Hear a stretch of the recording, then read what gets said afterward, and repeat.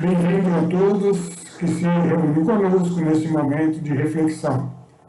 Então, nós estamos retomando este grupo de Conexão Bíblica, mais um tema, mais um tema que hoje vamos dar andamento.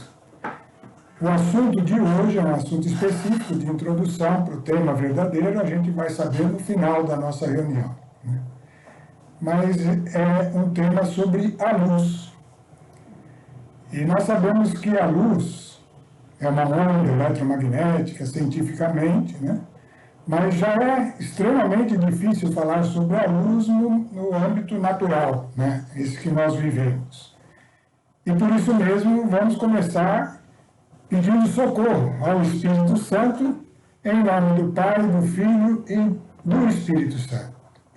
Pedindo, em nome de Jesus, que ele se manifeste aqui junto conosco, nos preparando para falar e também preparando aqueles que ouvem para ouvir. Senhor, nós vos clamamos, ó Deus. Precisamos da vossa presença e que ela se manifeste em nosso meio, porque ela é que é vida. Tudo o que fazemos, Senhor, é apenas um esforço dessa nossa vida que acaba e passa. Mas tendo em vista a promessa de Deus, a presença do Espírito Santo, a certeza da obra de Cristo que nos leva para a eternidade. Então, Senhor, conduza esta reunião, toca os corações, fala, Senhor, abre o meu entendimento para que eu possa transmitir aquilo que o Senhor tem para cada um e que possamos nos regozijar na vossa presença, glorificando o vosso nome. Amém. Bom, ainda nessa tela está aí o tema luz. Foi escolhido e agora nós temos que escolher a luz. A luz é, como foi dito, um elemento aí, uma onda eletromagnética, mas que tem propriedades extraordinárias. Só olhar para os lados aí, tudo depende da luz, e a luz é algo que dá sentido para o nosso mundo, para o lugar onde a gente vive. É ela que manifesta as cores e que manifesta o calor, todas as coisas que nos cercam, que são dependentes da luz. E nós temos que ver que ela tem atributos que apontam para Deus. E isso fica claro nas Escrituras. Então, vamos começar o nosso assunto de hoje com a nossa primeira tela, falando do momento da criação. Gênesis, capítulo 1, versículos de 1 a 5. E nós vamos ver que é exatamente o primeiro item a ser criado, a luz. Então está escrito assim, aí está na tela, é só acompanhar. No princípio, Deus criou o céu e a terra. A terra estava sem forma e vazia, e as trevas cobriam o abismo. O Espírito de Deus pairava sobre as águas. Deus disse, faça-se a luz. Então, chamando a atenção aí, tem algumas palavras que estão destacadas. Trevas, abismo, o Espírito de Deus e águas. Até aí, era algo que estava presente. Trevas estavam presentes, abismo estava presente, o Espírito de Deus estava presente e águas estavam presentes. E Deus disse, faça-se a luz. E a luz foi feita. Então, essa palavra de Deus é a palavra que dá as condições, o poder, a palavra mais correta seria poder, para que se manifeste, para que seja gerada a luz. Então, estamos falando do início da Bíblia, do primeiro livro da Bíblia, onde o Espírito Santo registrou todos os aspectos importantes da criação. É lógico que ali é algo que concentra muitas informações que vão além dessas palavras, mas que estão cercadas por essas palavras. Essas palavras são a essência daquilo que estava acontecendo. Então, a primeira frase que saiu da boca de Deus referente a algo que ele estava criando é faça-se a luz.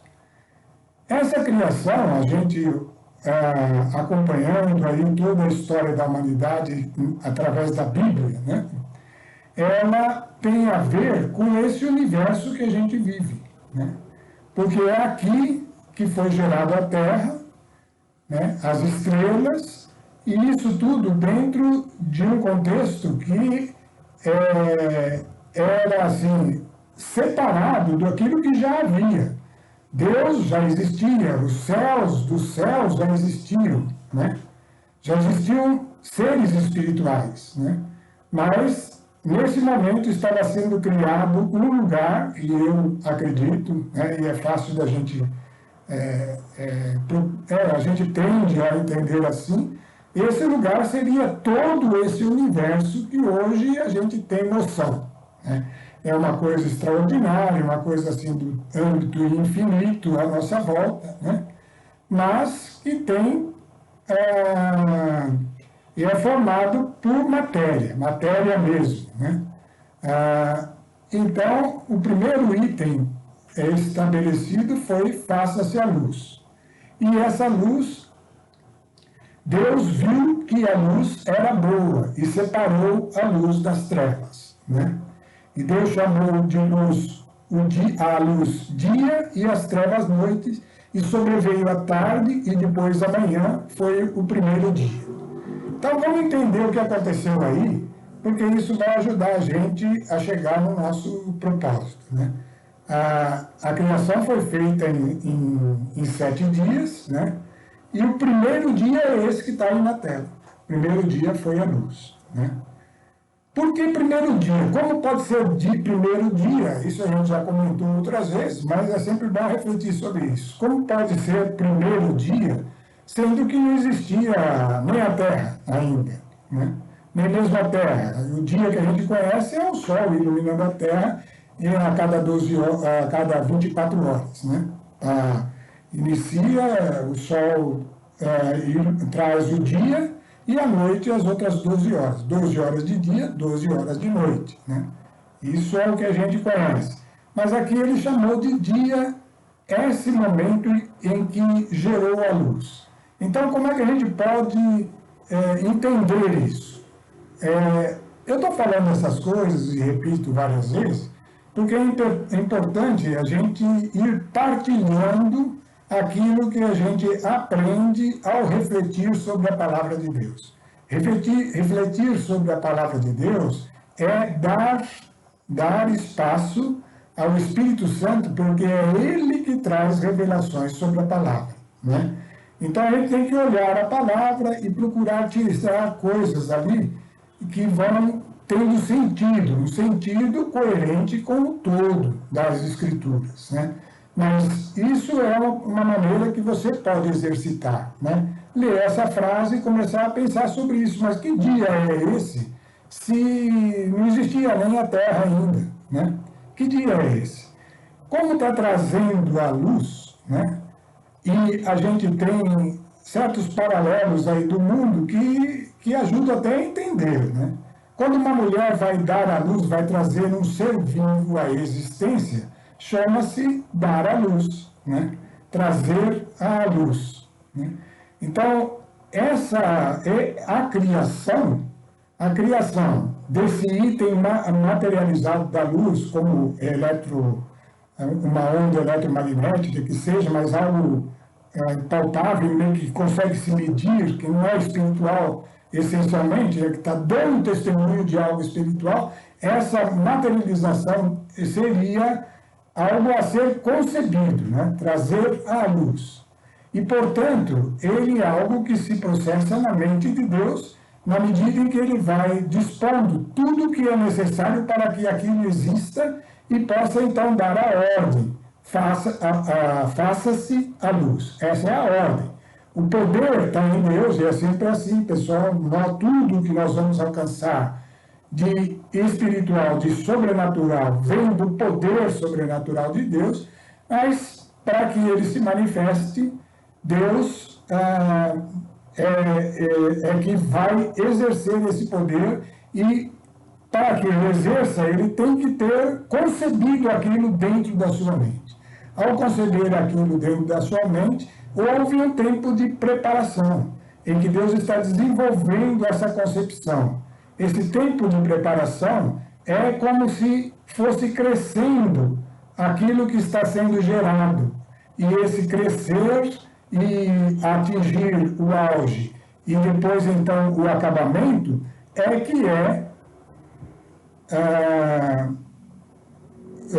o alvorecer daquilo que está sendo criado como o início de um dia, e depois o entardecer. Então houve Deus chamou de luz e as trevas noite. Sobreveio a tarde, o entardecer, ele concebeu, e depois amanhã, então foi o primeiro dia. Amanhã é o ressurgir de um outro dia, e portanto de uma outra concepção. Tudo isso que eu estou falando para a gente tirando daí exemplos de como refletir sobre a palavra de Deus, que é a verdade. E, portanto, com base nessa verdade, a gente vai tirando conclusões, né? O primeiro dia, na verdade, o que é esse dia? É Deus trazendo à luz os elementos que estão sendo criados. No caso aqui, a própria luz material que nós vemos hoje através dos astros, através da ciência que nos serve. Então, formando o que seria o universo atual. Isso vai se repetir em 7 vezes, onde todos os elementos que compõem o universo vão ser citados. Nós não vamos ver todos, nós só estamos falando desse primeiro dia que é trazer a luz, né? Vamos ver a próxima tela. Aí já está falando do 6º dia, né? Depois da criação do homem, depois da criação dos animais, depois da criação dos elementos, de todas as coisas que compõem a natureza e esse universo que nós vivemos, né? Deus contemplou toda a sua obra e viu que tudo era muito bom. Sobreveio a tarde e depois a manhã, foi o 6º dia. Esse muito bom está destacado aqui. Tudo era muito bom, né? Significa que o propósito de Deus na criação de tudo, e inclui aí o homem, de tudo, o propósito era perfeito, era muito bom, não era só bom, era muito bom, isso palavra de Deus, né? Deus contemplou toda a sua obra e viu que tudo era muito bom. Então, o propósito da criação é bom, é perfeito, propósito. E ela tem atributos que precisam ser assumidos pelas criaturas. Isso nós vamos ver depois, né, na sequência. Mas, de qualquer forma, Deus viu que tudo era muito bom e, portanto, daí nós concluímos que o propósito de tudo que foi criado nesse universo, assim, nesse espaço separado dos céus, que a gente nem sabe, o céu deve ser uma outra dimensão que nós não conhecemos, mas esse universo que nós vemos, e tudo que há nele foi com um propósito perfeito, né? No capítulo 2, versículos 1 e 2, vai dizer assim: assim foram concluídos o céu e a terra. O céu aqui, citado, é o firmamento, né? Esse envolvimento de todo o universo, todos os espaços entre os astros, e especificamente destacando a terra. Então, concluído o céu, todo esse firmamento e todo o seu exército, que são a terra e os outros astros que compõem o universo. É aqui sim que foi concluído tudo, e isto foi concluído no 6º dia. Tendo Deus terminado no 7º dia, ou seja, tudo aquilo que ele tinha que conceber, foram 7 momentos de concepção, que tem amanhã, depois o entardecer, e então encerra um momento de concepção. Aí Deus passa o que seria uma noite e vem o próximo momento. Então, até o 6º dia, ele concebeu todas as coisas desse universo que a gente conhece aí, dentro das nossas limitações. Assim foram concluídos o céu, a terra e todo o seu exército. Tendo Deus terminado no 7º dia a obra que tinha feito, descansou. Então, o 7º dia foi um dia em que Deus não criou coisa alguma, ele estava em repouso observando tudo o que fora criado, e todo esse processo, eu diria que no sétimo dia, então, a palavra dada estava se desenvolvendo para gerar tudo aquilo que foi concebido. Isso pode ter gerado bilhões de anos, sem problema, porque Deus é eterno e bilhões de anos é como um dia para aquele que é eterno, né? Então, foi o tempo de criação. Mas por que eu estou falando tudo isso? Estou destacando aqui, na verdade, é a nossa primeira tela, que é a luz, né? A luz, que é o nosso assunto de hoje, tá? Então, vamos ver aí algumas conclusões sobre a luz na sequência. O que naquela primeira tela, se a gente voltar lá rapidinho, antes de voltar lá, vamos só ver aqui, estava Deus Pai, estava a luz, na primeira tela estava a luz que estava sendo gerada, né?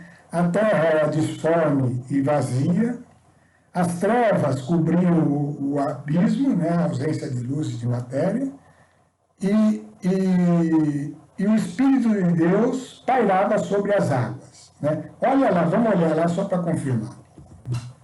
Então, no princípio Deus criou o céu e a terra. A criação é aqueles 7 dias. Mas, no princípio, a terra estava sem forma e vazia, e as trevas cobriam o abismo. Então, as trevas estavam lá, de alguma forma, né? Cobriam o abismo. O abismo estava lá, de alguma forma. O Espírito de Deus estava lá. E existiam águas. O que será que eram estas coisas? Então, vamos voltar lá para aquela tela para entender isso, né? Procurar entender. Tudo isso é reflexão sobre a palavra, é coisa que aquele que está lendo a palavra com o coração de crente, de quem crê, ele está se expondo às revelações do Espírito. É assim que a gente aprende a ter revelações sobre a palavra, né? Então, Deus Pai e o Verbo e o Filho, eles são luz. Isso é verdade? Isso está na palavra? É coerente com o todo? Vamos ler 1 João, de 1 a 5. A Bíblia, a carta de João, capítulo 1 e versículo 5. Só o versículo 5.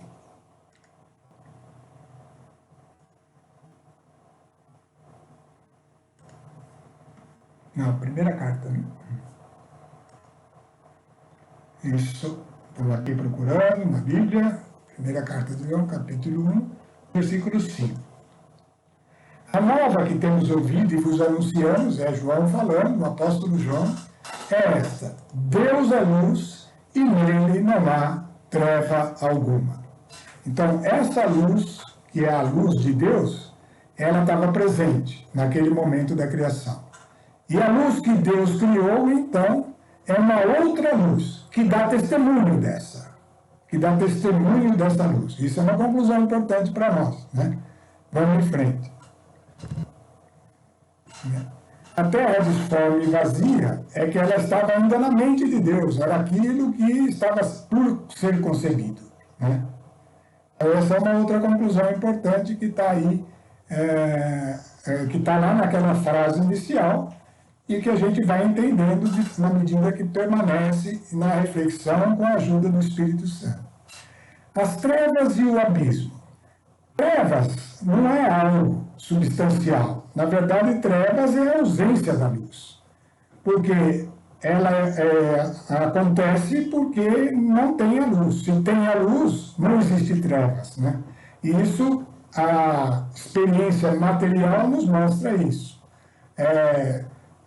Não existe algo que represente trevas, certo? Existe algo que representa a luz, que é a onda eletromagnética se transmitindo a uma velocidade extraordinária, todas essas questões ligadas à ciência da luz. Mas trevas não tem, trevas é a ausência de luz. Então estava lá zero, né? Que eram as trevas. E o abismo, que era a ausência da matéria. Não tinha nada criado, era um abismo, representa isso.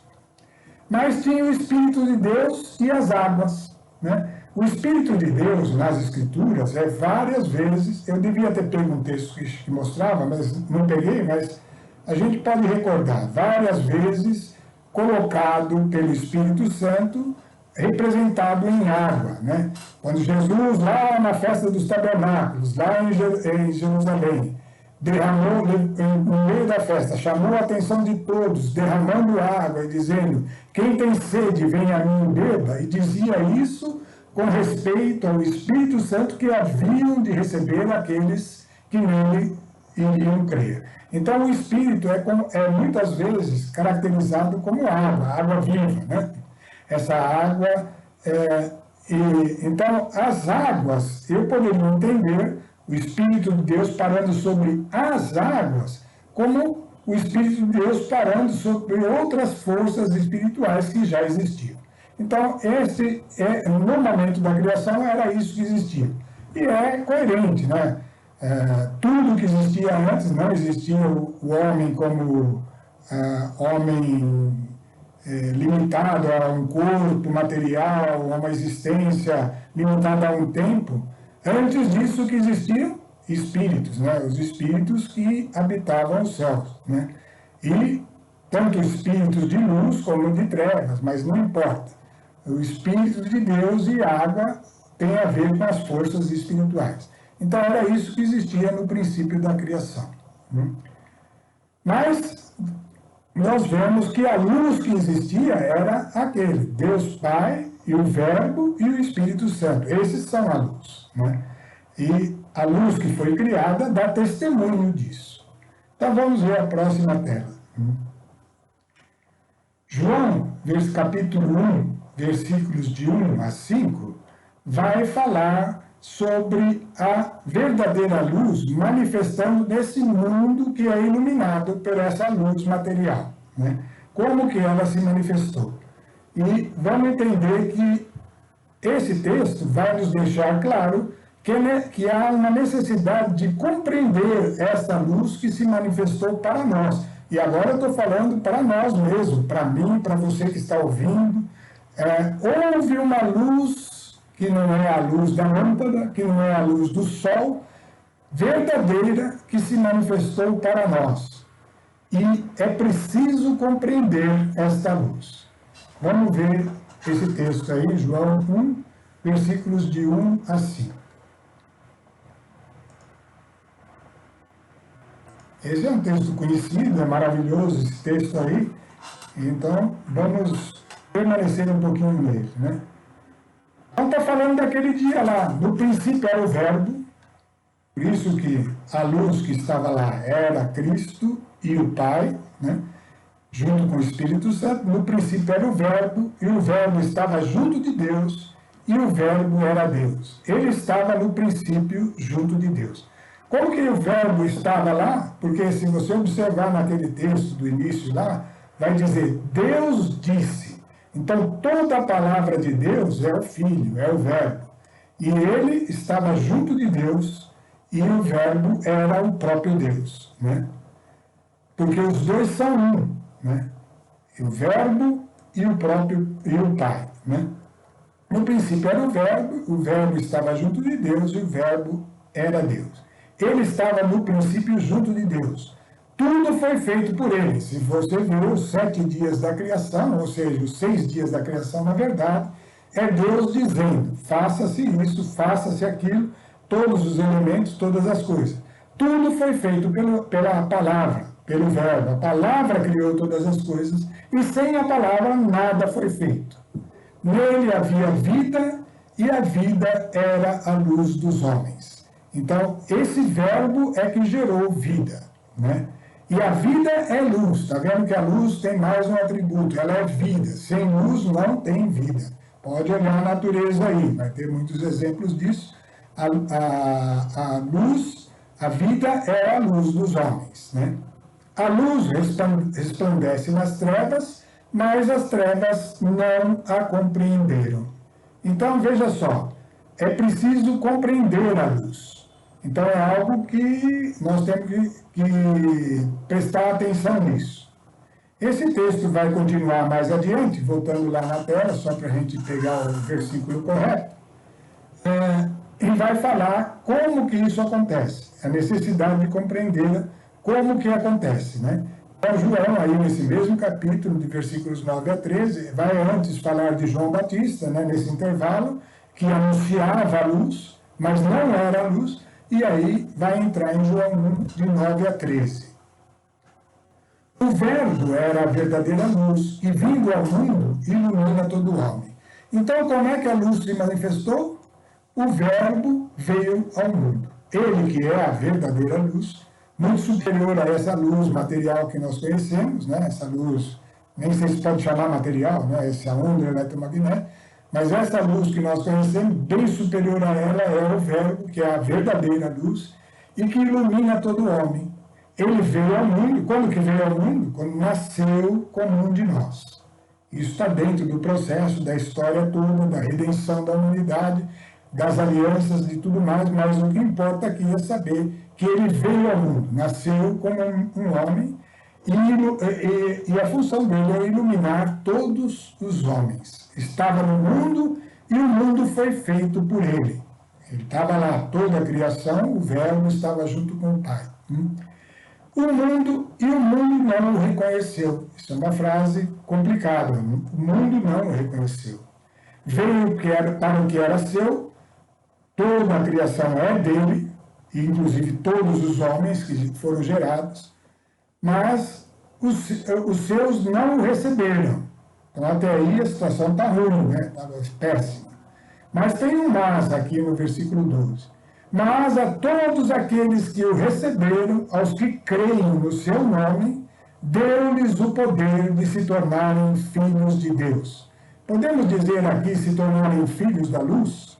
Podemos se tornarem filhos da luz, nós vamos ver isso, né? Veio para o que era seu, mas os seus não o receberam. Mas a todos aqueles que o receberam, aos que creem em seu nome, deu-lhes o poder de se tornarem filhos de Deus. Vou parar um pouquinho aqui nessa tela aí. Vamos refletir um pouquinho o seguinte. Agora estamos falando aqui a alguém que chega nesse dia e está ouvindo, por acaso, essa conexão bíblica, que é como o pão lançado às águas, né? A gente vai falando e vai saindo isso aí nas ondas eletromagnéticas da transmissão ao longo do abismo, que são as águas que nos cercam, as águas da circunstância. Alguém pode ouvir, né? Ouvir essa palavra. Então, a essa pessoa que está ouvindo agora, a gente vai dizer, ó, a luz é Jesus, e ele se manifestou como um de nós. Ele veio ao mundo e está aí disponível para que seja reconhecido. A maioria, uma boa parte dos homens, por distração, por muitas razões, por compromisso, por tudo que nos cerca, por coisas tão pequenas, deixa de receber a luz, prefere andar na proteção, na camuflagem que as trevas trazem. É meio estranho a gente se expor à luz. Mas aqueles que se tomam a decisão, de se expor a essa luz, aos que creem nesse nome de Jesus Cristo, o Criador, deu-lhes o poder de se tornarem filhos de Deus. Então não é uma coisa qualquer, é algo extraordinário, há um poder para aquele que crê no nome de Jesus Cristo, dessa luz verdadeira. E esse poder pode nos tornar filhos de Deus, né? Então, vamos lá, voltar para nosso caminho. Então, essa possibilidade de escolha está em nós. Aqueles que receberem. É por isso que eu quis deixar essa exortação para quem está ouvindo. Porque a maioria dos que estão ouvindo já tomaram essa decisão, já fizeram essa escolha, né? Mas, como essa palavra é uma palavra lançada mesmo, né? Como eu disse, lançada sobre as águas, pode ter aquele que está ouvindo nesse instante. Então, olha, uma possibilidade de fazer a escolha. Os que o receberam, deu-lhes o poder de se tornarem filhos de Deus, filhos da luz, né? Vamos em frente. Como escolher a luz, né? Como que acontece essa escolha da luz, né? Nós vamos ver vários textos na sequência, né? Como acontece essa escolha da luz. né? Então vamos ver como é que é escolhendo a luz. A primeira carta, peraí, deixa eu só ver uma coisa, vou fazer aqui, antes de ir para o texto propriamente, nós vamos ter que passar, né, pelos textos. O primeiro aqui, 1 João, versículo capítulo 1, de 5 a 7, vai falar que quem está escolhendo a luz vai andar em comunhão recíproca com outros que estão escolhendo a luz e sob a proteção, justificados no sangue de Cristo. Comunhão recíproca do sangue de Cristo. Isto é uma coisa que vai afirmar nesse texto bíblico, inspirado por toda a Bíblia, toda a Escritura inspirada pelo Espírito Santo. Depois, essa mesma carta de João, no versículo de 8 a 10, vai dizer que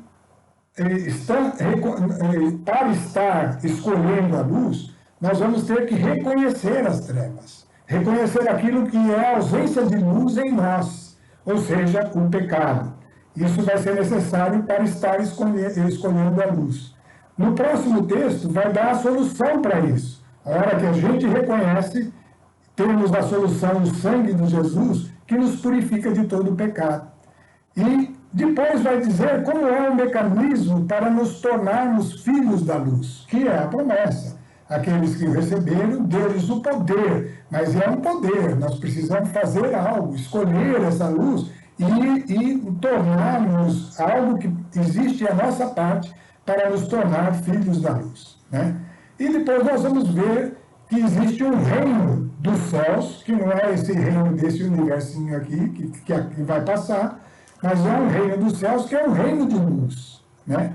E que Jesus anunciou esse reino dos céus, e que tem um tempo de anúncio. Então, tudo isso nós vamos ver nessa sequência de textos.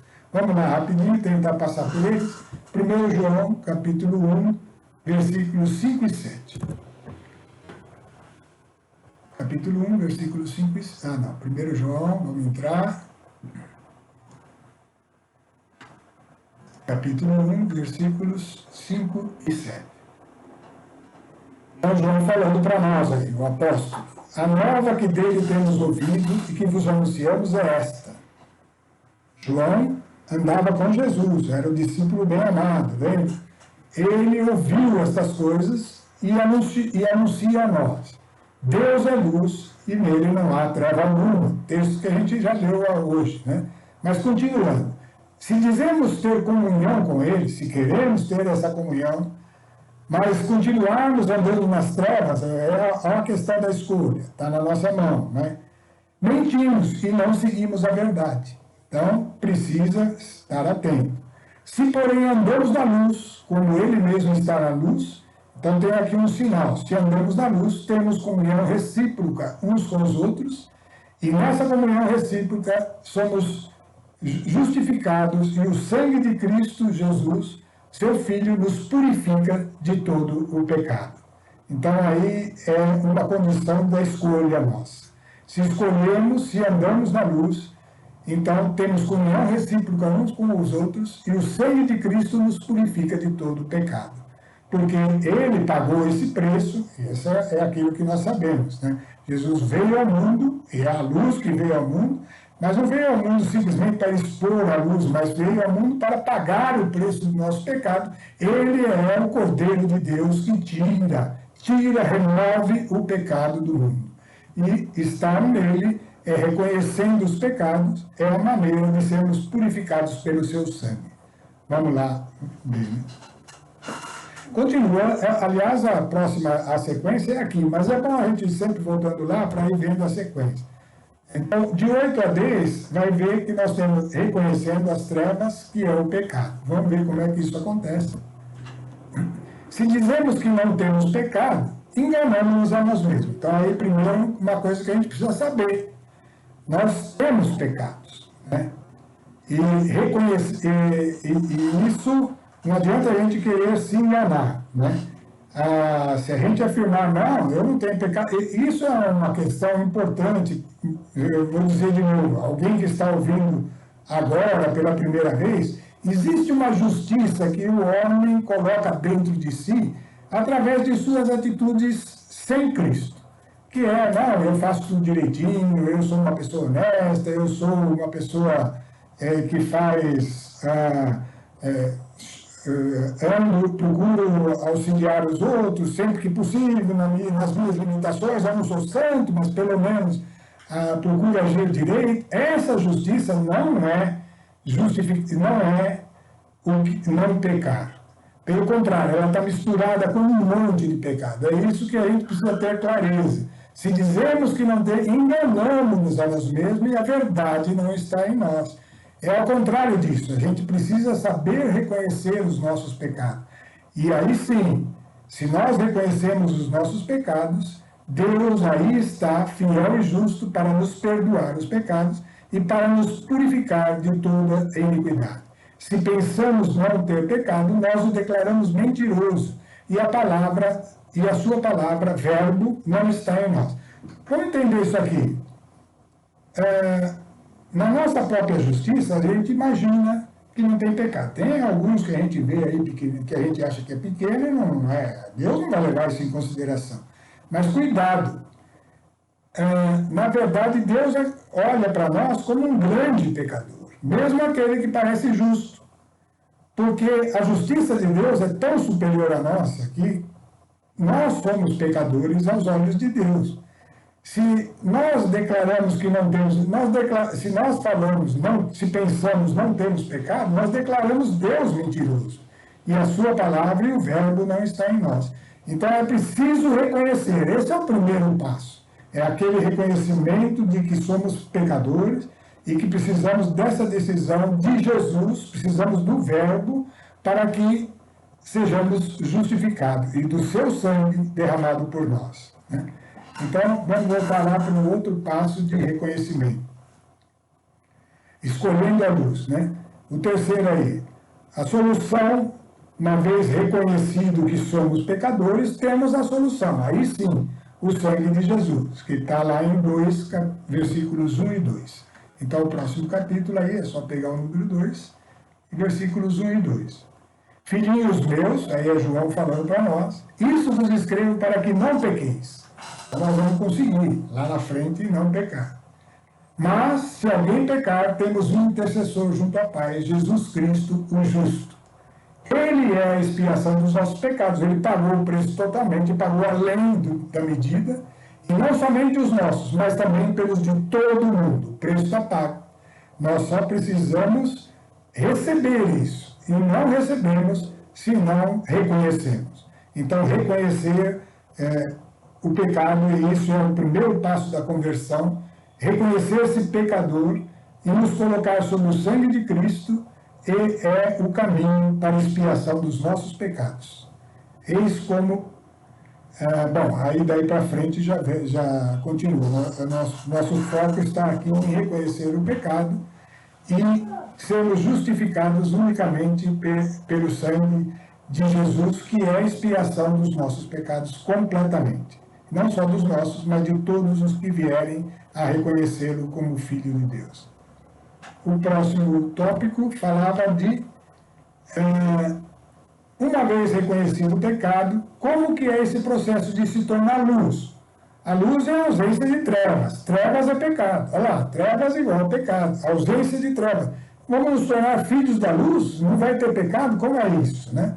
Efésios 5, 8 a 16. Também textos bem conhecidos nossos, mas que vale a pena repetir para a gente ir consolidando, né? Efésios 5, e vai dizer claramente, 8 a 16. Né? Vamos lá. Outrora erais trevas, ou seja, estava no pecado. Isso tem que ser reconhecido por nós. Éramos trevas. Tínhamos o pecado e o pecado nos envolvia. Mas agora somos luz no Senhor. Então, né, houve algo aí. Em Jesus, agora somos luz no Senhor.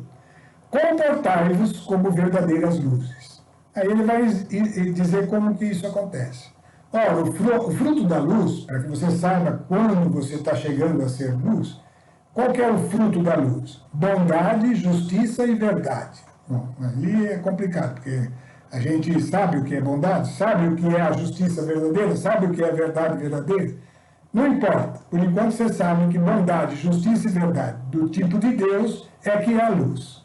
Procurai o que é agradável ao Senhor. Isso já é bom. Você tem as Escrituras e pode conhecer a vontade de Deus. Então, procurai o que é agradável. E não tenhais cumplicidade com as obras infrutíferas das trevas. Pelo contrário, condenai-as abertamente. Aí complicou, né? Como é que a gente faz isso? Eu tenho que ficar acusando as obras da terra? Então, aqui o primeiro alerta. Lembre-se, se nós dizemos que não temos pecado, declaramos Deus mentiroso. Então, esse pecado que nós estamos tratando não é o do vizinho, não é o pecado do que está lá fora, é o meu pecado. É o pecado que está dentro de mim, né? Procurai o que é agradável ao Senhor para reconhecer o pecado dentro de mim e não ter cumplicidade com as obras infrutíferas dele. Então tem que, ao contrário, condenar abertamente. O que é esse condenar abertamente, então? É o pecado que está dentro de mim, o pecado meu, individual, que eu vou ver. Aquele que está fora é julgamento. O que está dentro de mim é julgamento meu sobre eu mesmo, e a autoridade sobre mim mesmo é total, né? Deus respeita essa autoridade. Então, aí eu devo condenar abertamente. Mas como eu faço isso? Bom, primeiro ele explica por que tem que condenar. Porque as coisas que tais homens, está falando de toda a humanidade, fazem ocultamente, é vergonhoso até falar delas. João não estava nem querendo tocar nesse assunto, que é o pecado é coisa ruim dentro de nós, né? Mas tudo isso, ao ser reprovado, e aí isso fica na nossa mão, quando nós estamos dispostos a reconhecer o pecado e depois procurar saber o que é agradável ao Senhor e começar a trabalhar sobre isso, reprovar essas coisas, reconhecer isso dentro de nós, torna-se manifesto pela luz. É sinal que a luz está entrando e está manifestando aquilo que não é luz e, portanto, treva e, portanto, pecado, né? Então, a hora que eu vou exercitando isso, aquilo que estava dentro de mim torna-se manifesto pela luz. Ele é reconhecido, é caracterizado, é destacado, apontado, e tudo que se manifesta desse modo torna-se luz. Aí, agora sabemos como é que se torna luz. E aí vamos entender o que está escrito na sequência. Então, aí eu aprendi como tornar esta área do meu ser, que antes estava reprovada, e eu percebi, com a ajuda do Espírito Santo, reconheci, levei isso para Deus e manifestando essa confissão diante de Deus, isso vai se tornar luz, né? Por isso a Escritura diz, continuando, desperta tu que dormes, levanta de dentre os mortos e Cristo te iluminará. Mas aí ele acrescenta, vigiai, pois, com cuidado sobre a vossa conduta. Está vendo que é um trabalho diário, de vigília? Que ela não seja conduta de insensatos, mas de sábios, que aproveitam ociosamente o tempo, pois os dias são maus. Então aqui está um exemplo muito claro que no dia a dia, em cada dia, nós temos possibilidade de cairmos nessas trevas, né? nessa tendência ao pecado. Mas à medida que nós vamos reconhecendo isso e vencendo isso pela força do nome de Jesus, então esses pecados vão sendo transformados de trevas em características de Deus, de luz. Eles deixam de ser o pecado, torna-se um comportamento justo, e esse comportamento justo é luz, e portanto Cristo está nos iluminando, e nós vamos ter que vigiar isso diariamente, porque os dias são maus. Se a gente não estiver atento, não há crescimento. Você vai contemporizando com áreas pecaminosas e aquilo vai ficar dentro da gente, dentro de você. Portanto, não sejais imprudentes, mas procurar compreender qual seja a vontade de Deus, e está aí as Escrituras para nos ensinar. Então, nós estamos vendo tudo isso, que tem atitudes nossas que são importantes para nós nos tornarmos luz. Vamos lá para a nossa tela. Continuar os textos. Então, vimos como que a gente vai se tornando filhos da luz. Aí vamos ver o que é qual é o final dessa história? Como é o final? Lá no Apocalipse tem a situação final para aqueles que vão se tornando filhos da luz. Qual é o destino destes? Né? Então, Apocalipse 22, versículos de 1 a 5. Apocalipse é o último livro da Bíblia, que fala de coisas assim que estão que não se cumpriram ainda, estão por acontecer, né? É o propósito de Deus, de toda essa criação, esse universo aqui, é o que vai ser consumado lá na frente, com o juízo e com a remissão daqueles que escolheram a luz. Né? Então, quais eram os versículos? Apocalipse 22, de 1 a 5.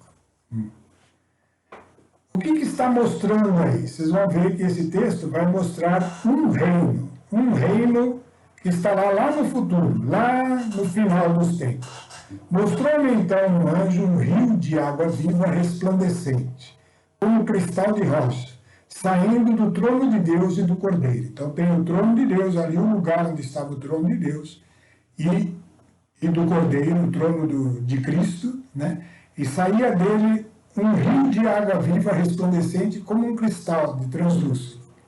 No meio da avenida, então, está falando de uma cidade, e no meio da avenida, às duas margens do rio, achava-se uma árvore da vida, que produz 12 frutos, dando cada mês um fruto, servindo as folhas da árvore para curar as nações. Então, palavras misteriosas aí, não é o nosso propósito hoje, já falamos disso bastante naquele estudo sobre o Apocalipse, né? Não haverá aí nada execrável, mas nela estará o trono de Deus e o Cordeiro, e do Cordeiro. Seus servos lhe prestarão culto, verão a sua face e seu nome estará em suas frontes. Agora vê a característica dessa cidade.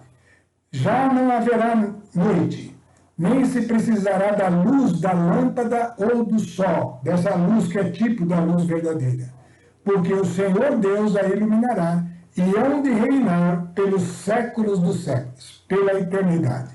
Essas palavras são fiéis e verdadeiras. Né?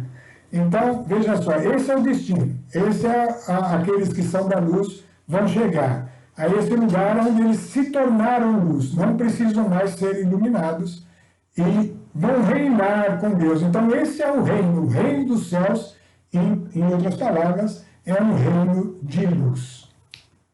Volta lá para a tela. Vamos lá. Então, reino dos céus, reino de luz. Como é que Jesus anunciou esse reino de luz? Mateus 5, de 1 a 16. Jesus anunciando o reino dos céus, que é o reino de luz. Mateus 5 é o sermão da montanha, é o início, são as bem-aventuranças. Ele anunciava e dava uma sequência de características que formam aqueles que vão pertencer a esse reino, desde o início da conversão até o amadurecimento. Né? Vendo essas multidões, Jesus subiu a montanha, é o sermão da montanha. Sentou-se com seus discípulos e os seus discípulos aproximaram-se dele. Ele abriu a boca e lhes ensinava, dizendo: Bem-aventurados os que têm um coração de pobre, que são despojados, porque deles é o reino dos céus. É esse reino aí. Bem-aventurados os que choram, porque serão consolados. Aqueles que estão descontentes, que não estão satisfeitos com as coisas perecíveis, porque serão consolados. Bem-aventurados os mansos, aqueles que estão dispostos a ouvir, que se propõem a entender coisas que vão além do normal, porque possuirão a terra. Bem-aventurados os que têm fome e sede de justiça, os que estão procurando algo superior, porque serão saciados. Bem-aventurados os misericordiosos, aqueles que exercem, que reconhecem as suas próprias fraquezas e, portanto, não julgam, são menos rigorosos e são capazes de conviver, né? O convívio. Bem-aventurados os misericordiosos, porque alcançarão misericórdia. Bem-aventurados os puros de coração, essa purificação, esse processo de renovação interior, porque verão a Deus. Bem-aventurados os pacíficos, porque serão chamados filhos de Deus. Bem-aventurados os que são perseguidos por causa da justiça, porque deles é esse reino. Novamente, o reino dos céus que estava lá no início se repete aqui. Então, é o reino que Jesus está anunciando, era o começo. Ele estava ali com o Sermão da Montanha, que era trazendo um novo mandamento a todos nós, toda a humanidade. Bem-aventurados sereis quando vos caluniarem e vos perseguirem e disserem falsamente todo mal contra vós por causa de mim. Alegrai-vos e exultai, porque grande é a vossa recompensa nos céus, pois assim perseguiram os profetas que vieram antes de vós. Então, esses textos aí da bem-aventurança estão anunciando esse reino dos céus. Vamos voltar lá para a terra, aquele reino de luz. E o versículo 16. Faltou eu ler a continuidade aqui. Vamos lá. Alegrai-vos e exultai, porque será grande a vossa recompensa no céu. Pois assim perseguiram os profetas que vieram entre nós. Então está falando da bem-aventurança relacionada à perseguição. No 13. Vós sois o sal da terra. Se o sal perde sabor, com que lhe será restituído o sabor? Para nada mais serve, senão para ser lançado fora e calcado pelos homens. Vós sois a luz do mundo. Não se pode esconder uma cidade situada sobre a montanha. Nem se acende uma luz para colocá-la debaixo de um alqueire, escondida, mas sim para colocá-la no candeeiro, a fim de que brilhe a todos os que estão em casa. Assim brilhe vossa luz diante dos homens, para que vejam vossas boas obras e glorifiquem vosso Pai que está no céu. Então, o Filho de Deus vai aprender a brilhar essa luz. E isso é o propósito nosso, escolher a luz. E essa escolha, que passa pela nossa vontade, ela é crescente e vai chegando, e o propósito é chegar ao reino dos céus. Como que isso se processa no mundo? Então, está aí em Mateus 24, 14, Jesus, no sermão profético, vai dizer que esse anúncio do reino acontece por um período definido. E está lá no versículo 14, ele estava ensinando os apóstolos sobre o que viria pela frente, isso, ele anuncia essas coisas do Apocalipse, e ele fala, esse evangelho do reino será pregado pelo mundo inteiro, para servir de testemunha a todas as nações. É um testemunho. Não quer dizer que as nações vão aceitar, ou que vai ter muita gente, não é grande o número, mas não importa. O anúncio vai cumprir, o propósito de Deus vai ser feito. E então chegará o fim. Então, o evangelho do reino. Muito bem. Tem o evangelho do reino. Vamos montar lá na nossa tela. E esse evangelho do reino, ele vai ser anunciado até que venha o fim. Vamos ler esse texto aqui, porque é ele que vai nos levar a entender a razão da escolha do novo tema que a gente vai tratar nas próximas semanas aí. Compreendendo os mistérios do reino. Como é que nós vamos compreender os mistérios desse reino aí que a gente anunciou hoje de uma maneira assim meio atropelada, mas era a ideia de dar um sentido para a escolha do assunto que nós vamos tratar. Compreendendo os mistérios do reino. Mateus 13, versículos 10 e 13, vai dizer o seguinte. Eram os discípulos, quando Jesus falava em parábolas. Jesus falou muitas parábolas. Nós vamos ver mais de 20 parábolas. Mas os discípulos Jesus explicava para os discípulos, mas eles levantaram essa questão, por que falas em parábolas para o povo? Respondeu Jesus, porque a vós é dado compreender os mistérios do reino dos céus, mas a eles não. Ao que tem, se lhe dará, e terá em abundância, mas ao que não tem, será tirado até mesmo o que tem. Palavra misteriosa. Vamos parar um pouquinho nela, que está encerrando o nosso assunto de hoje, E acho que tem tempo ainda. Então estamos chegando no fim, vamos encerrar aqui, mas vamos entender essa tela ainda. Os discípulos estavam encucados lá. Mas por que você fala em parábolas? Respondeu Jesus. Porque a vós é dado compreender os mistérios do reino do céu. Então, as parábolas contêm revelações sobre os mistérios do reino. Isso é bom para nós. É muito bom. Desde que a gente possa ter. Mas ter o quê? Aos que têm será dado a revelação dos mistérios, e terá em abundância. Mas ao que não tem, será tirado até mesmo o que julga ter. Então, as parábolas do reino trazem algo para nós, que é importante. Mas precisa ter algo. E esse algo que precisa ter é exatamente o que a gente recebe na nossa conversão.